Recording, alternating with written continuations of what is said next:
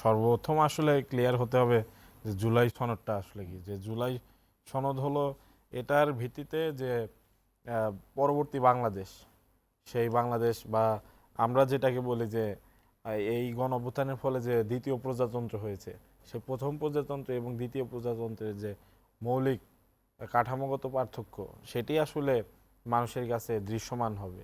এবং রাষ্ট্র পরিচালনার যে জায়গাগুলো সমস্যা সংকুল ছিল এবং যে জায়গাগুলোর সমস্যার ফলেই ফ্যাসিস্টের জন্ম হয়েছিল, সেই জায়গাগুলোকে চিরতরে বন্ধ করে দেওয়া, রুদ্ধ করে দেওয়া, এটাই হলো জুলাই সনদপত্র। এর দ্বারা আসলে রাষ্ট্র পরিচালিত হবে। এখন জুলাই সনদপত্রের সর্বপ্রথম লাগবে যে আইনগত ভিত্তি। এই আইনগত ভিত্তির জায়গাতে কিন্তু সর্বপ্রথম যে এনসিপির জায়গা থেকে ভীতি বা আপত্তির জায়গাটি কিন্তু জানানো হয়েছে।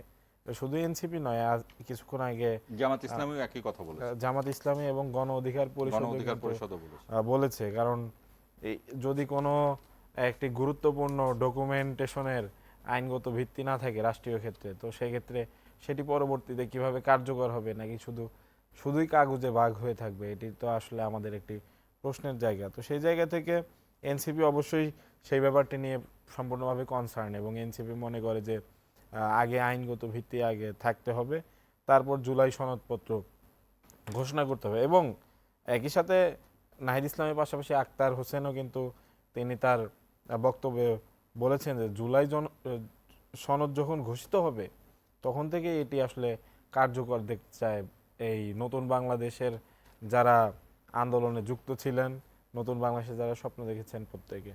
তো সেই জায়গা থেকে আমরা মনে করি যে আসলে এনসিপি মনে করে যে জুলাই সনদ বিষয়টাকে যতটুকু ইজিলি হ্যান্ডেল করার চেষ্টা করা হচ্ছে, বিষয়টা কিন্তু আরও বেশি গুরুত্বপূর্ণ।